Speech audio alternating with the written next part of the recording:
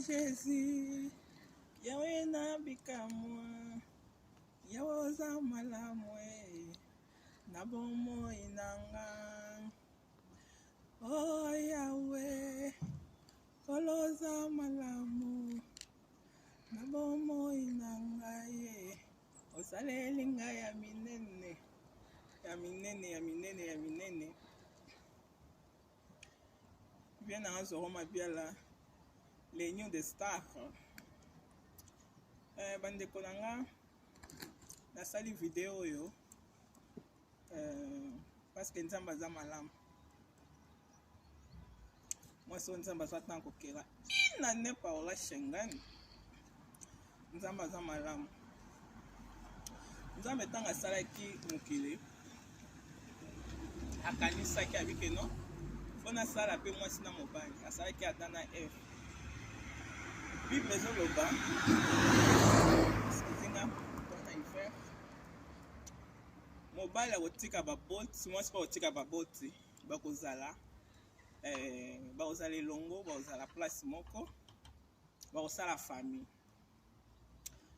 Ma grande surprise, Matou Samuel a proposé nga libala.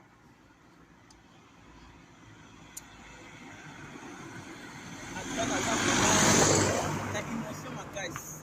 Naza na émotion. Yana ba ke non na bomba ngo boité na partage yango na bandeko nanga na les New de Star.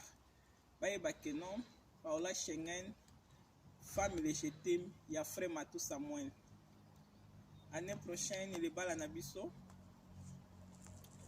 Bandeko bo soutenir nga na mabondeli na ba prière.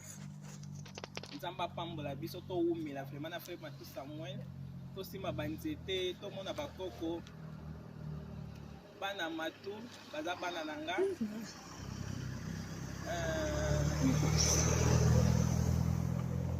Bana frère Matou Samuel ba bana nanga bandeko nanga. Nga na bondelaki Nzamba lakisi ngai kende kobanga te naza na bino frère Matou Samuel pa za na kati ya ba prière za na mabondeli po te libala na biso eleka malamu vie na zoro mabiala les New de Star message yango na ngai na passé bana monde entier naza posa soutien ma ba prière na bino bandeko na ngai bo finga te poto koki pe kotika frère Matou Samuel ye moko te aza na nu jeune nzoto ya makasi ezo senga mopanzi na ye Nzamba talaki amoni ke mopanzi na ye eza Paola Shengani moi so Nzamba zo tanko kela inane mopanzi ya frère Matou Samuel eza vraiment nga ndem na ovanda na ye tina bokopo na ye tozala ensemble tosima banzete en tout cas bandeko na ngai lo na nalobaka yango wana bobatela biso ba frère nyonso ba pasteur nyonso pasteur Coutinho Fernando pasteur ba pasteur nyonso kaka botia biso na ba prière frère Patrice botia biso na ba prière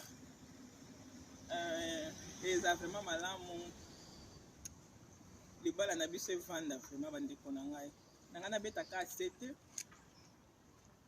ke bofinga te ekope ekomela yo pasteur mo pe boyo frère mo boye église ata kufela na ye basi me Nzamba poni yo po kende ko consoler na libala bovanda na ye Nzamba otia loboko ndenga pe Nzamba poni nga année prochaine mariage nanga na frère Matou Samuel bandeko na vraiment na posa ya soutien na bino ba prière elonga nanga na lobaka ya mwana bien nanga les New de Star merci beaucoup.